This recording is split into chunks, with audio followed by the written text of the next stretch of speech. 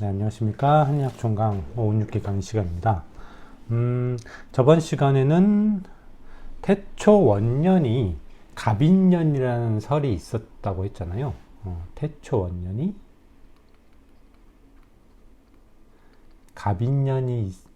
갑인년이라고 주장하는 설에 대해서 정리를 해봤는데, 한 번 더 볼게요. 태초력 개력 전후의 절기와 여기를 한번 볼게요. 이게 이 병자년 정축년 정도가 현재 사용하는 절기력과 연속성이 유지되는 그 간지기년 명칭이거든요. 그러면 갑인년과는 좀 거리가 멀죠. 그죠? 지금 BC 105에서 104로 넘어갈 때 병자년이 유지되다가 정축년으로 입춘이 되면서 넘어가는데 갑인년하고는 연관성이 전혀 없거든. 그래서 이거를 나중에 한번 총 정리를 해드릴 건데, 이 사실 태초 원년 갑인년설 저번 시간에 정리했던 요 설은 뭐랄까 그동안 사용됐던 기년법이 뭐죠? 태세기년법이죠. 태세기년법과 그리고 현재 사용 중인 간지기년법과의 연속성이 전혀 고려되지 않은 그런 설정이거든요. 그래서 이거는 다분히 어떤 갑인이라는 거에 상징성만을 고려한 인위적인 배속에 불과합니다. 그래서 이거는 세 가지 설 중에서 가장 뭐랄까 거리가 멀고 신빙성이 떨어지는 설이고, 그러면 어차피 나중에 최종적으로 정리를 한번 해드릴 건데 예습 차원에서 한번 정리를 이해를 조금 주기 위해서 한번 미리 정리를 한번 해드릴게. 어차피 지금 태초력으로의 계력이 BC 105년 야반삭단 동지잖아. 그지? BC 105년의 동지에 삭이 들어온 게 확인이 되면서, 그러면 이 병자년의 대설부터 소환까지 요 자월을 뭔가가 계력의 기점으로 삼아야겠다. 그렇게 해서 계력을 한 거잖아. 그지? 어쨌든 이 BC 105년의 동지가 요거를 기점으로 계력이 된 거예요. 그래서 아까 말씀드린 표를 조금 정리를 해보면 이렇게 되는 거지. 어떻게 되냐면, 요새 막 스팸 창들이 많이 떠가지고 좀 짜증이 납니다. 어떻게 되냐면, BC 105에 입춘이 있을 거야. 그지? 그리고 BC 105에 대설이 있겠고, BC 105에 동지가 있겠지. 다 약간 이거는 기간적인 개념이니까 이렇게 나눌게요. 이런 식으로. 대설 다음에 동지가 요렇게 할게. 그리고 BC 104에 입춘이 있겠고, 그지? 그러면 입춘 전날, 입춘 전날이 있겠지. 이때도 물론 BC 104에 속하지만 그 전해인 병자년에 속하겠죠. 그리고 똑같이 BC 104에 대설 동지가 있고, BC 103에 입춘 전날이 있겠지. 대충 이렇게 보자고요. 자, 그러면 어차피 자월이라는 것은 여기서부터 시작이야. 대설부터. 그지? 자월이라는 것부터는 여기서부터 대설 동지를 끼고 소환 첫 시작 시점까지 가거든. 그럼 자월이 여기서부터야. 그죠? 그럼 인월은 어디서부터야? BC 104의 입춘부터 시작해서 여기가 인월인 거지. 인월이 시작되잖아. 그럼 여기서부터 새로운 간지기년으로 새로운 해가 시작이 되는 거고, 여기서부터가 정축년이거든. 그지? 여기서부터 BC 103의 입춘 전날까지가 정축년이야. 그러면 여기 BC 104의 입춘 전날까지가 뭐겠어요? 병자년이겠지. BC 105의 입춘부터 시작해서. 일단 이렇게 됩니다. 그러면 봐봐. 이 동지를 기점으로 동지의 삭까지 관측이 됐어. 좀 더 삭까지 관측이 됐어요. 그럼 야반 삭단 동지가 관측이 된 거기 때문에 여기 이 동지를 기점으로 계력을 했잖아. 그지? 그러면 계력 당시에는 세수가 자월이었어. 한 해의 시작이 자월이었단 말이야. 그러면 이 계력 당시에 세수가 자월이던 관점에서는 어디서부터 어디까지가 태초 원년이었겠어요? 원래 세팅 자체가 자월부터 자월 전까지니까 어디까지야? 대설 전날까지가 원래가 이게 태초 원년이었겠지. 그지? 근데 이 태초력으로 계력된 이후에 세수마저 인월세수 체계로 바뀌어버려. 자, 그러면 뭐가 되냐면 인월은 여기란 말이야. 요 입춘 시점으로 기점으로. 그러면 일단은 확실하게 1년은 인월부터 다음해 인월 전까지, 다음 해 입춘 전날까지니까 여기까지는 확실하게 태초 원년이고, 거기에다가 추가로 뭐가 추가가 되면 이 전해의 자월과 추걸이 넓게 보면 태초 원년에 포함이 되어버려. 그죠? 그래서 원래 자월 세수일 때는 그럼 우리를 그냥 자월부터 여기까지 해서 다음에 자월 전까지 이렇게 해서 12개월로 태초 원년을 잡자라는 식으로 했을 텐데, 세수가 인월 체계로 바뀌면서 태초 원년은 어떻게 돼버렸어?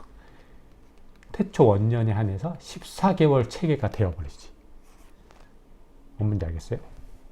이러면서 약간 이 두 가지 설이 나타난 거야. 태초 원년을 과연 병자년으로 볼 거냐, 정축년으로 볼 거냐지.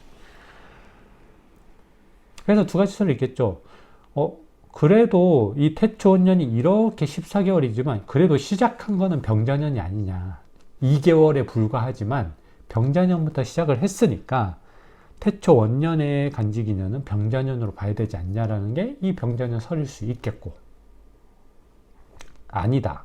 병자년부터 시작을 했지만 병자년은 2개월에 불과하고 총 14개월의 태초 원년 중에 무려 12개월이 정축년이면서, 또 정축년의 포인트는 뭐예요?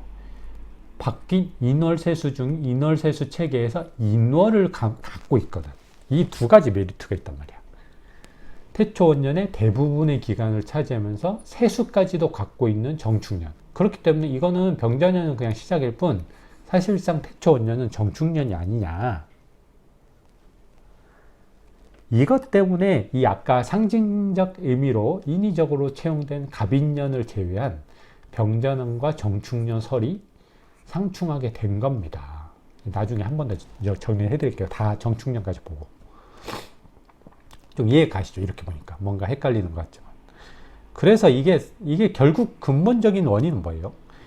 계력 당시에 사용되던 자월 체계와 계력 이후에 다시 인월 체계로 바꾸면서 이 두 가지로 바뀌면서 생기는 어떤 태초 원년 정의의 기간 정의의 간극 때문에 이런 어떤 두 가지 설이 생긴 거라고 봐야 되겠지.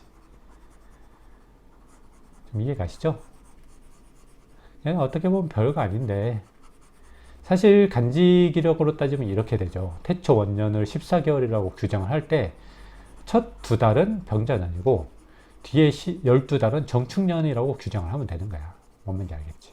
근데 문헌에 따라서 태초 원년을 병자년으로 제시한 경우도 있고 정축년으로 제시한 경우도 있어서 그게 약간 해석상의 문제가 생기는 거지. 자, 그러면 오늘 볼 거는 이 병자년 설인데, 병자년을 주장한 게 한서와 사기세근이거든요. 일단 먼저 한서 율력지에 등장한 병자년 설을 볼게요. 자, 한자를 보면은 봅시다. 요거 거. 서로 떨어져 있다 거거든. 그래서 이거 거리 할 때 거야. 단거리 장거리 할 때 거거든. 자, 그리고 요 상원이란 개념이 나오는데, 상원과 뭐가 나오냐면 요거 나오거든요. 14만 3127년이라는 게 나와. 이 두 개는 연관된 개념이기 때문에 뒤에서 자세히 다룰 겁니다. 그리고 쭉 보면 하나만 더. 요 한지. 한지가 뭐냐면 한서 윤력지를 말하는 게 아니고 한서 예문지를 말해요. 한서 예문지. 그러니까 한서 자체가 방고가 쓴 역사서잖아요. 한나라 때 그 정사를 기록한 그 역사서잖아.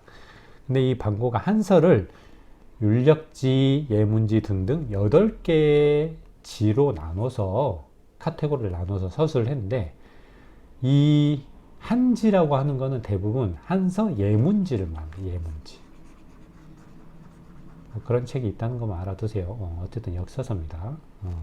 그래서 보면은 일단은 요거는 요 원문은 중요하지 않으니까 해석만 볼게요. 자, 한력. 한나라 때 제정된 태초력으로의 계력 시점을 기점으로 규정되는 태초원년. 무슨 말인지 알겠죠? 근데 이 태초원년은 무려 상원으로부터 14만 3127년이 지난 시점이다 라고 이 엄청난 크기의 시간적 개념과 함께 제시를 하고 있어.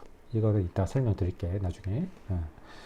지난 시점으로 계력 직전의 11월, 즉 자월 중에서 삭과 동지가 동시에 나타난 갑자일에, 자 이때 세성이 어디 위치하고 있는지 봅시다.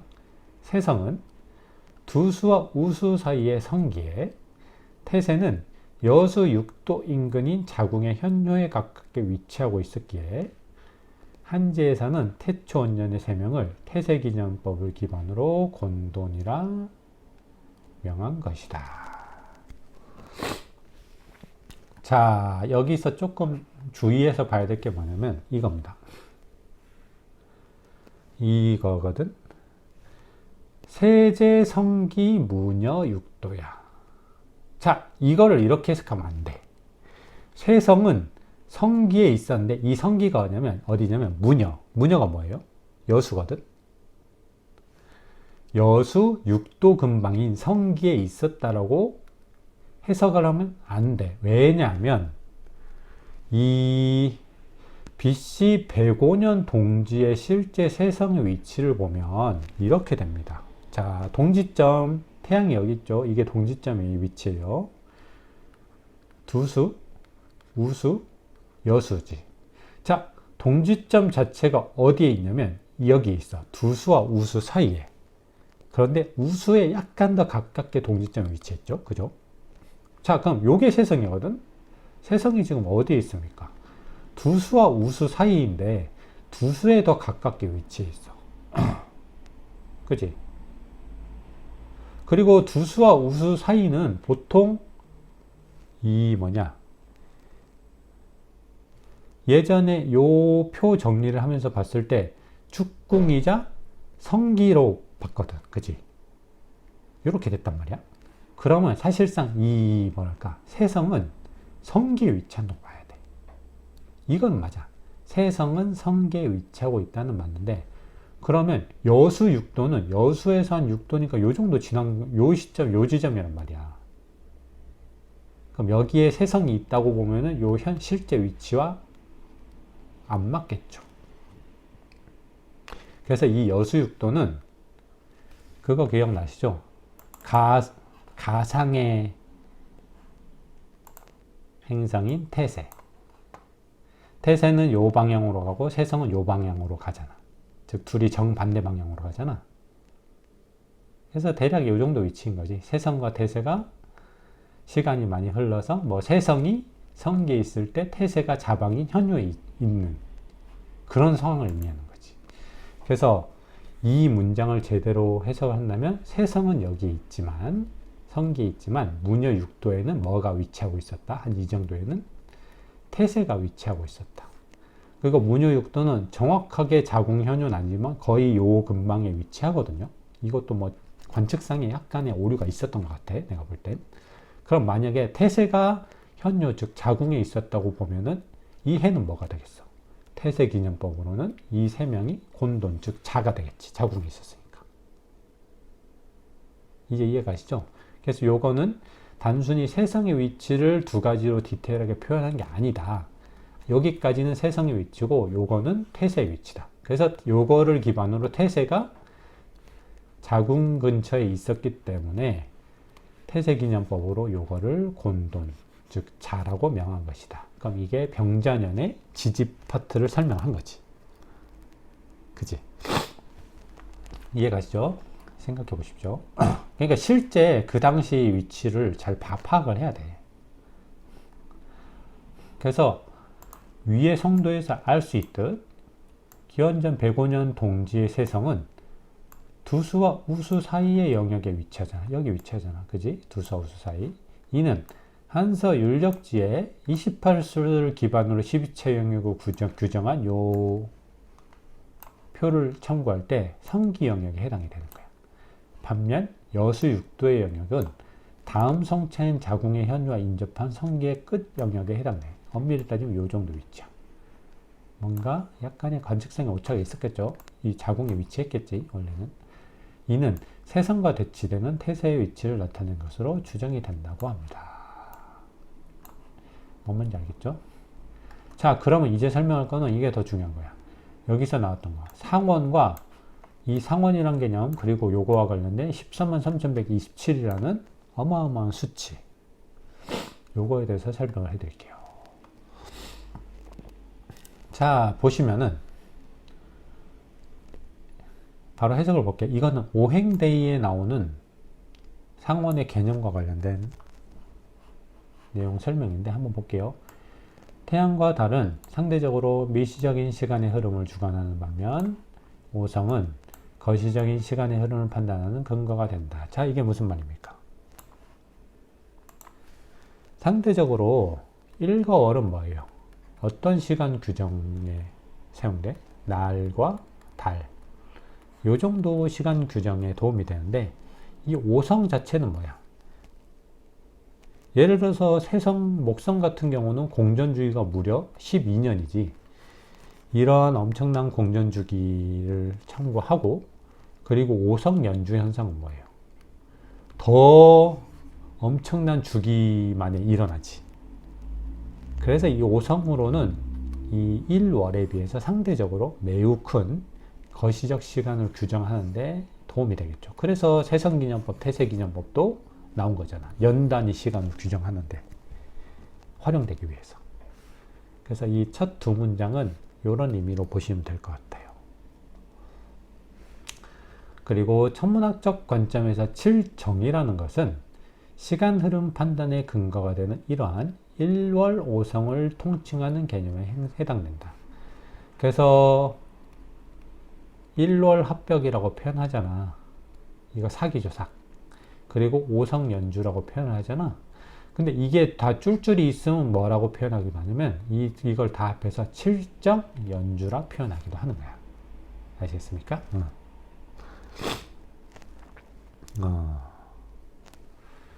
그래서 이 중에 오성은 목화토금수의 정이 집결되어 형성된 다분히 오행적인 해석이죠. 여기서 중요한 건 요것보다 요거지. 이 오성의 과거의 명칭 목화토금수입니다. 그래서 목성은 세성, 이건 아시겠죠? 세성기념법에서 다뤘으니까. 화성은 형혹성이라고 해. 약간 한자를 봐도 뜻이 약간 뭔가 좀 좋진 않죠. 뭔가 미혹시키고 그런 별이란 뜻이고, 이거 둘 다 우리 발음으로는 진성이에요. 토성과 수성 다. 근데 이 토성의 진은 진압하다 진이야. 그래서 진압하다, 진정시키다, 진화하다 할 때 진자가 요거예요. 그래서 어쨌든 토성도 진성. 그리고 금성은 태백성. 그리고 수성은 진성. 이거 용진자죠. 12지지 중에서 용진이기도 하고, 별의 뜻으로 쓸 때는 진이라고도 쓰이기도 하고 신이라고 쓰이기도 하잖아. 그지? 그래서 1월 성신이라는 표현이 있잖아. 별 사이에 간극을 의미하는 이때는 신. 그래서 어쨌든 목화토금수의 과거 명칭은 세성, 형옥성, 진성, 태백성, 진성입니다. 일단 이건 배경 지식 차원에서 정리를 했고, 그 다음에 이 니은 같은 경우는 뭐냐면 역의 시초예요. 역의 시초. 후한서 율력지에 나온 내용인데, 자 보십시다. 여기 시작되는 기점은 대개 동지라 전제를 하며 월의 시작은 자월, 시의 시작 또한 좁은 의미에서 자시를 지칭하는 야반으로 간주를 한다고 정의를 아예 하고 있어. 뭔지 알겠죠?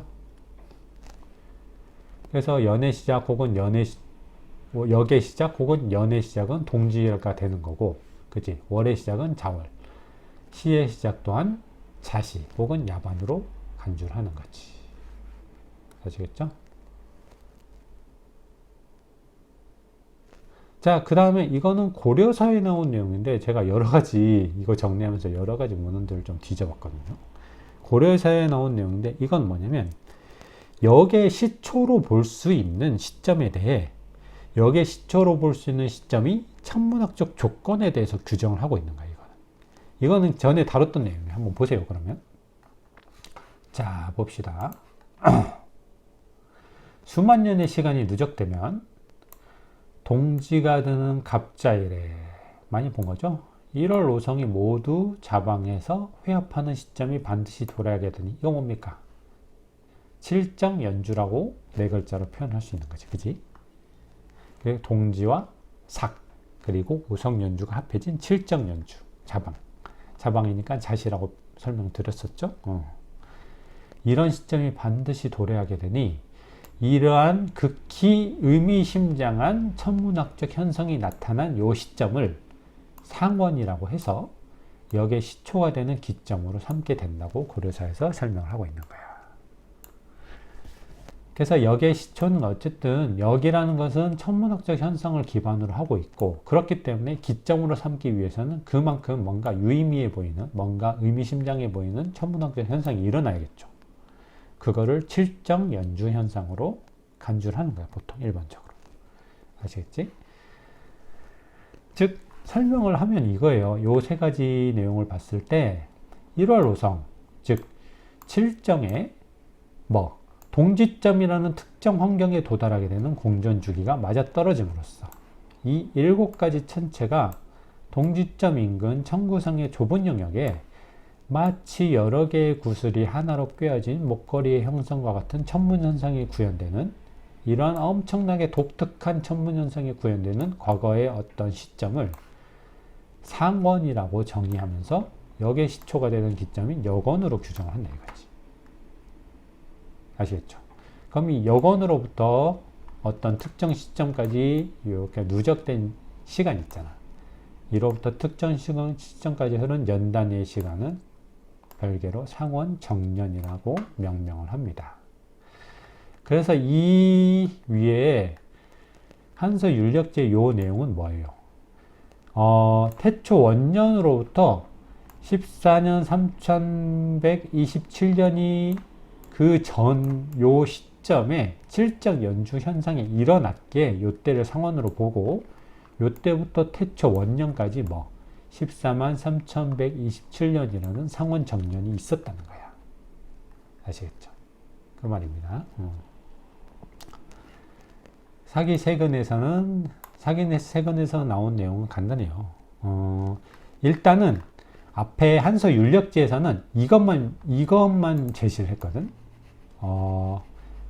태초 원년의 세명에 대해서 뭘 제시했어요? 지지만 제시를 했어. 자년이다. 그지? 천간 파트는 제시를 안 했는데 이 사기세근에서는 천간까지 완벽하게 제시를 하고 있어. 자, 보시면은 한지 뭡니까? 한서 예문지죠. 아까 말했던 한지에 따르면 태초 원년은 태세기년법을 기반으로 병자년에 해당된다고 완벽하게 요 천간 파트까지 명시를 하고 있습니다. 아시겠죠?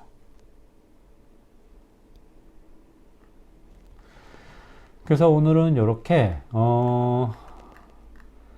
전반적인 내용 있잖아요. 이 태초 원년에 세 가지 설이 대체 왜 일어나는가, 이거는 나중에 최종적으로 한 번 더 똑같은 내용을 정리를 해야 된다고 했지. 그 내용을 한번 짚어봤고, 그 중에서도 오늘은 한서 율력지와 사기세근에 기재된 병자년설에 대해서 한번 이렇게 정리를 해봤습니다. 다음 시간에는 마지막 설 정축년설의 때 정리를 하면서 이 파트를 한번 마쳐볼게요. 오늘 강의도 들어주셔서 감사드립니다.